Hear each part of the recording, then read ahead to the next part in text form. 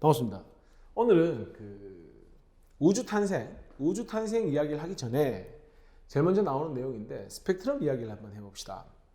그 스펙트럼이라고 하는 건 뭐냐면 광원, 이제 빛이 나오는 곳을 광원이라고 하죠.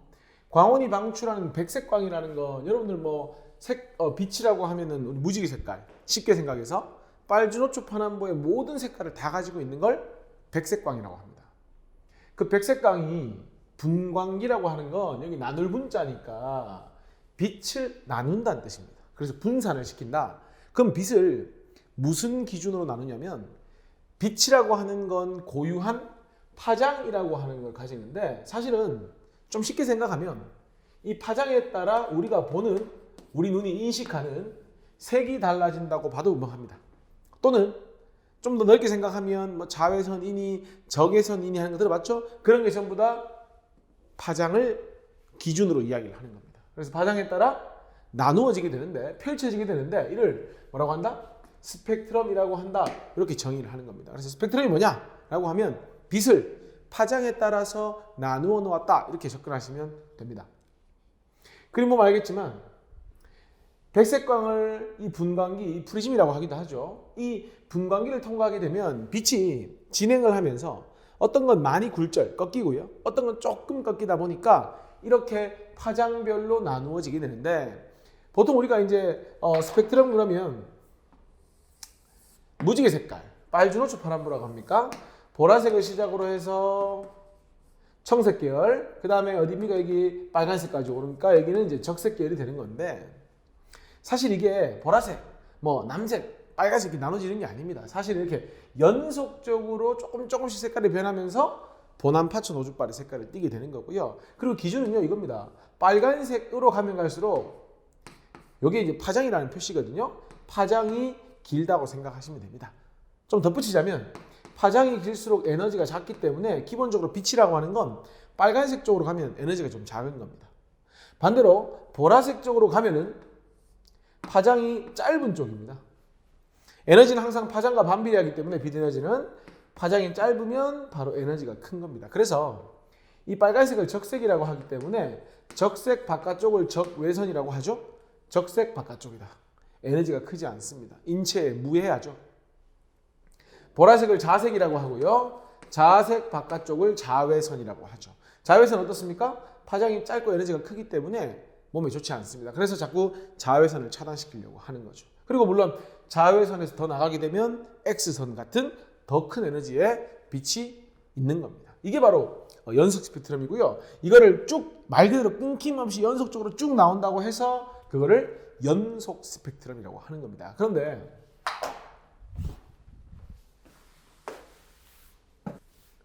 만약에 이제 이 빛을 그냥 백색광이 이렇게 나오는 게 아니라 특정한 기체를 통과한 빛을 또는 특정 기체가 방출한 빛을 또는 특정 기체가 흡수한 빛을 이렇게 스펙트럼을 찍어보면 어떤 일이 벌어지냐면 백색광이 나왔죠? 근데 특정 기체를 통과했죠? 그랬더니 좀 전과는 다르게 특정한 부분만 어떻게 나오더라? 어둡게 나오더라. 특정한 부분만 어둡게 나오면 이 특정한 부분의 파장만 이 기체가 뭐 했다고 합리적으로 의심할 수 있는 겁니까? 흡수했다고 합리적으로 의심할 수 있죠. 또는 이 광원에서 나온 빛이 이 기체를 통과했을 때 특정한 파장의 부분만 방출이 되더라. 밝게 나오더라. 어떻게 의심할 수 있습니까? 이 기체가 이 파장에 해당하는 빛만 방출했다고 합리적으로 의심할 수가 있죠. 어떤 경우에 그럼 흡수하고 어떤 경우에 방출하느냐. 본인이 에너지가 충분히 많으면 방출하겠죠. 에너지가 부족하면 흡수할 테니까 이 주랑을 꺼줄까요? 이 방출한 빛을 무슨 기체? 저온 상태의 특정 기체에 통과시키면 저온이다. 에너지가 작다. 그럼 뭐 하겠습니까? 특정 파장 영역만 흡수를 하게 되는 겁니다. 반대로 고온 상태의 특정 기체 줄 거 줍니다. 고온 상태의 특정 기체. 본인이 고온이야. 에너지가 많아. 뭐 하겠습니까? 에너지를 방출하겠죠. 그래서 방출 스펙트럼이 나오게 되는 겁니다. 그럼 좀 전 스펙트럼과 비교했을 때 특정한 부분에서 선이 딱 나온다는 건 이 연속된 스펙트럼을 끊어버리는 거죠. 이런 걸 불연속적인 무슨 스펙트럼이라고 하는 겁니까? 선 스펙트럼이다 라고 이야기하는 겁니다. 그래서 연속 스펙트럼과 반대 어떤 느낌입니까? 바로 불연속적인 선 스펙트럼이 나타난다라는 걸 아셔야 됩니다. 근데 여기서 재밌는 건 이 기체가 수소가 될 수도 있고 헬륨이 될 수도 있고 뭐 여러 가지 기체들이 있겠죠. 근데 기체마다 이 선 스펙트럼을 다 찍어보면 뭐 하더라는 겁니까? 물질마다 또는 기체마다 어떤 특정한 물질이냐에 따라서 선의 위치, 개수 등이 다 다르게 나타나는 겁니다. 실제로 얘가 들어져 있죠? 수소의 경우에 어떻습니까? 4개의 선이 나와 있고요. 헬륨의 경우에는 좀 더 많은 선이 나와 있죠. 실제로 수소하고 헬륨은 다른 물질이잖아요. 다른 물질이니까 수소가 스펙트럼을 찍었을 때 나타나는 선의 위치나 개수하고요. 헬륨을 스펙트럼 분석했을 때 나타나는 선의 위치나 개수가 다르죠. 그럼 뭐 하다는 얘기입니까? 물질마다 고유한 스펙트럼이 나타난다는 거죠. 그러니까 바로 이 스펙트럼을 분석하면 뭘 할 수 있는 겁니까? 이 빛이 어떤 물질에서 유래됐는지, 이 빛이 어디서 나왔는지, 이 빛이 발생하는 곳은 어떤 물질로 이루어졌는지를 판단할 수 있는 겁니다. 그래서 실제로 우리 태양은 수소하고 헬륨으로 이루어져 있다라고 하거든요. 근데 그걸 뭐 가보지 않고는 알 수는 없죠. 어떻게 판단할 수 있습니까? 태양에서 오는 빛의 스펙트럼을 분석하면 수소와 헬륨을 스펙트럼 분석에서 나오는 그 신호들이 나오더라는 거죠. 그걸 뭘 통해서 알 수 있는 겁니까? 태양은 수소하고 헬륨으로 이루어졌다라는 걸 알 수 있는 거죠. 그러면 수소에 있던 이 신호가 많이 나오느냐, 이 모양이 헬륨에 이 신호가 많이 나오느냐에 따라서 이 우주 공간에 또는 그 태양에 수소가 많은지 헬륨이 많은지까지 판단할 수 있다는 겁니다. 그래서 중요한 건 이거죠. 스펙트럼 분석하면 그 천체가 어떤 원소로 구성되어 있는지까지 알 수 있다는 것이 바로 스펙트럼의 장점이 되는 겁니다. 그러면 이 스펙트럼은 왜 이렇게 불연속적이고 왜 물질마다 다르고 왜 이렇게 특수한 파장만 흡수 방출하는지를 한번 봅시다.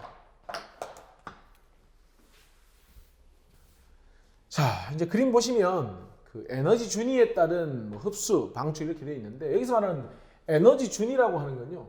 에너지의 크기라고 생각하셔도 됩니다. 에너지의 높낮이. 그러니까 이 얘기를 하려면 사실 아마 여러분들 이제 앞에서 원자의 구조, 원자가 무엇으로 이루어졌는지 그리고 원자의 전자 배치가 어떻게 되어 있는지를 배웠을 텐데 실제로 이제 중심에 핵이 있는 거죠. 중심에 핵이 있고 그 주변에 전자가 어떻게 분포하고 있냐면 특정한 껍질에 전자가 분포를 하고 있습니다. 근데 특정한 껍질에만 전자가 분포되어 있기 때문에 껍질이 아닌 곳에선 그러니까 특정한 위치가 아닌 곳에서는 절대로 뭐 할 수 없다? 전자가 존재할 수 없다라고 아마 배웠을 겁니다. 우리 이걸 뭐라고 하냐면 전자의 배치가 원자핵 주변에 어떻게 이루어져 있다? 불연속적으로 이루어져 있다라고 이야기를 하죠. 왜냐하면 전자 있죠? 있을 수 없죠? 다시 있을 수 있죠? 뭡니까? 있고 없고가 반복되니까 불연속적이라고 볼 수 있는 거죠. 거기다가 이 특정 전자가 존재하는 특정 껍질이라고 하는데 이 특정 껍질들이 뭐 하더라는 거죠? 특정 에너지를 가지고 있다는 거죠. 그러니까 핵에 가까운 껍질일수록 뭐하다? 낮은 에너지 준이다. 즉 뭐하다는 얘기죠? 안정하다는 얘기죠. 그리고 핵에서 멀어질수록 핵에서 멀리 있는 껍질일수록 뭐 해지는 겁니까? 높은 에너지.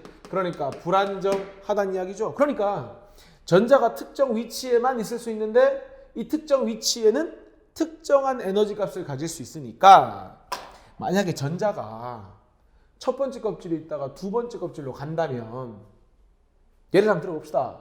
첫 번째 껍질의 에너지가 100이라고 할까요? 예를 들어서 두 번째 껍질은 좀 더 큰 에너지 300만큼 에너지 가지고 있다고 합시다. 그러면 100에서 100을 흡수하거나 150을 흡수하면 불가능합니다. 왜냐? 100에서 그 다음 위치할 수 있는 위치가 300만큼 에너지 가지고 있으니까 오로지 200만큼의 에너지를 흡수할 수 있습니다. 그러니까 첫 번째 껍질에 있던 전자가 두 번째 껍질로 가면 얼마를 흡수할 것이다? 200만큼을 흡수할 것이고 바로 그 흡수하는 200만큼의 에너지가 어떤 형태이더라? 빛 에너지 형태이더라. 그러니까 그 200에 해당하는 에너지 값을 가진 파장의 빛을 흡수한다고 보시면 되죠. 만약에 전자가 아무데나 위치할 수 있었다면 어떤 파장이든지 다 빛을 흡수할 수 있을 텐데 첫 번째 껍질 아니면 오로지 두 번째 껍질 즉 100 아니면 300만큼의 에너지만을 가질 수 있기 때문에 무조건 이 그림상에서는 200만큼은 흡수를 해야 되는 겁니다. 그러니까 선이 아무 때나 나오는 것이 아니라 특정한 위치에 나올 수밖에 없다는 거죠. 그래서 결론은 그겁니다. 어떻게 해서 선 스펙트럼이 나오느냐라고 묻는다면 핵심은 이거죠. 전자의 뭐 때문에? 이동 때문에. 근데 왜 또 아무데나 나오는 것이 아니라 특정한 위치에만 파장이 나오느냐, 빛이 나오느냐? 그건 바로 전자가 이동하면서 뭐 하기 때문에 특정한 에너지 값만 뭐 하거나 흡수하거나 어떤 경우에 핵에서 멀어지면서 불안정해지는 경우에 반대로 특정한 에너지만 뭐 한다? 방출한다고 보시면 되죠. 어떤 경우죠? 핵으로 가까워지면서 안정해지는 경우가 되겠죠. 됐습니까? 그러니까 어떻게 했습니까? 전자가 한 개 있는 것보단 두 개, 세 개 많아질수록 뭐 할 수밖에 없다? 전자의 어떤 이동하는 경우의 수가 많으니까 스펙트럼은 좀 더 복잡하고 좀 더 지저분하게 나오겠죠. 그러니까 물질마다 뭐 하는 겁니까? 전자수가 다 다르잖아요. 양성자수가 다르니까. 그러면 전자수가 다 다르고 또 핵이 가지고 있는 에너지가 다르고 또 껍질이 가지고 있는 에너지가 다르니까 모든 물질마다 스펙트럼이 다르게 나타난다. 이렇게 보시면 되는 겁니다. 됐습니까? 이거 가지고 문제 한번 풀어봅시다. 1번 문제 한번 볼까요? 빛을 분광기에 통과시켜 뭘로? 파장별로 분산시켰다. 이걸 우리 뭐라고 한다고 했죠? 스펙트럼이다. 이렇게 한다고 했죠. 스펙트럼. 빛의 스펙트럼에서 밝은 선이 나타나는 이유가 뭐겠습니까? 밝은 선. 밝은 선이 나타난다는 건 기체가 빛을 방출했기 때문이죠. 그래서 이건 무슨 스펙트럼이 될 것이다? 바로 방출했으니까 무슨 스펙트럼? 선 스펙트럼이긴 한데 무슨 선 스펙트럼이다? 방출 스펙트럼이다 하시면 되겠죠. 넓은 파장에 거쳐 연속적으로 나온다. 이건 뭐 쉽죠. 무슨 스펙트럼이다? 연속 스펙트럼이다 하시면 되죠. 연속 스펙트럼에서 검은 선이 나타난다. 왜 그런 거죠? 검은 선이 나타난다는 건 특정 기체가 빛을 흡수했기 때문이죠. 무슨 스펙트럼이라고 하면 됩니까? 흡수 스펙트럼이다 라고 하시면 되는 거죠. 그래서 이거나 이걸 합쳐가지고 우리가 뭐라고 부르는 겁니까? 선 스펙트럼이라고 부르는 거죠. 3번 봅시다. 자연광, 백색광은 연속 스펙트럼 맞고요. 가시광선이라는 거 우리가 볼 수 있는 거 빨주노초 파남보인데 그중에 아까 얘기했죠? 빨간색이 파장이 가장 길다. F 한 적어줄까요? 파장이 긴 대신에 에너지는 작다. 특정 원자는 특정 파장의 빛만 흡수하거나 방출하니까 물질마다 원자마다 스펙트럼이 고유하게 나타나는 거죠. 흡수 스펙트럼과 방출 스펙트럼의 선의 위치는 만약에 같은 물질이면 이게 지금 같은 물질이라면 이란 뜻인데 같은 물질이라면 보세요. 첫 번째 껍질이 있고 두 번째 껍질이 있죠. 첫 번째 껍질에서 두 번째 껍질로 갈 때의 흡수하는 거나 같은 물질이라면 두 번째 껍질에서 첫 번째 껍질로 갈 때 방출하는 거나 에너지가 똑같죠. 그러니까 어떻게 한다? 다르게가 아니라 같게 나타난다 하시는 게 맞죠? 답은 4번이죠. 스펙트럼 분석하면 자, 요거는 3번이 맞는 말이었죠. 아까 특정 원자는 특정 파장의 빛만 흡수하거나 방출한다. 그래서 물질마다 고유한 스펙트럼이 나타난다. 그렇기 때문에 5번이 맞는 말이 되는 거죠. 그러니까 사람이 얼굴이 다 다르게 생기니까 얼굴 가지고 사람 구별할 수 있는 거 아닙니까? 스펙트럼을 통해서 무슨 원소인지를 구별할 수 있는 겁니다. 4번입니다.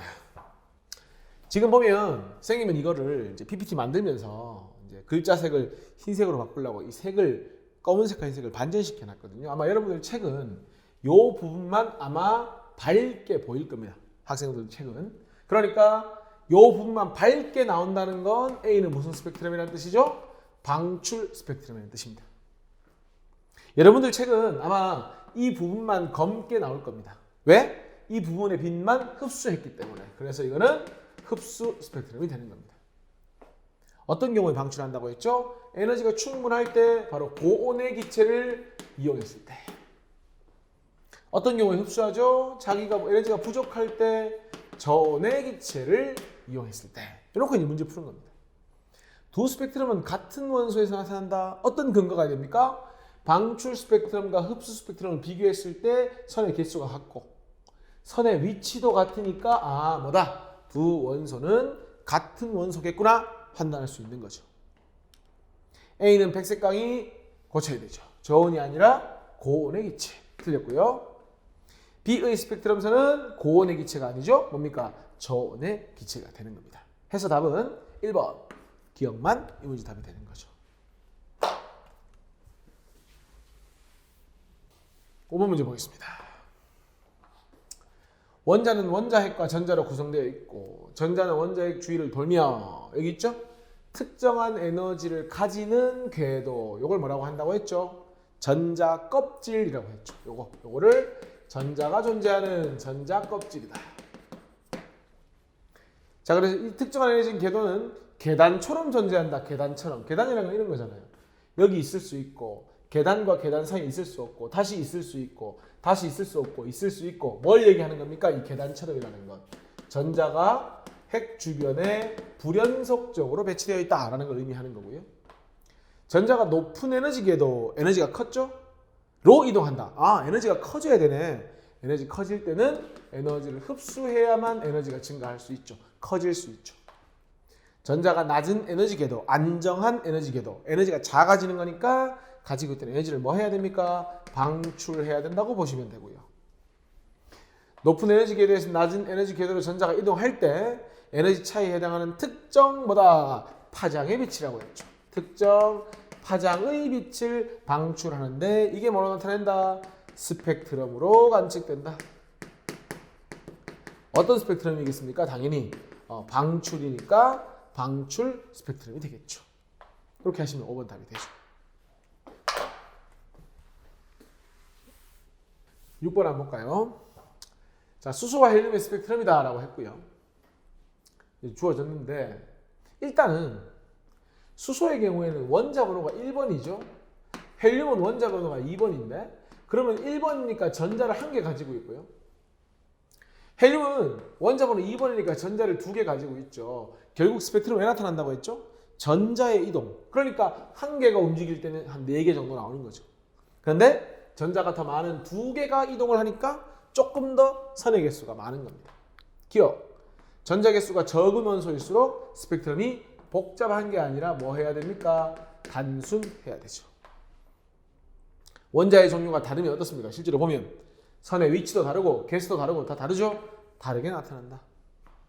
그래서 니은이 맞는 말이기 때문에 이 별빛 스펙트럼을 분석하면 별 속에 어떤 원소가 있는지를 알 수 있는 겁니다. 어떤 게 더 많으냐까지 알 수 있습니다. 그래서 답은 니은하고 디귿이 답이 되는 겁니다. 그래서 이거 가지고 내용 정리 잘 하셔가지고 또 연습 문제, 실제 문제 풀어보시면 됩니다. 오늘 여기까지 하겠습니다.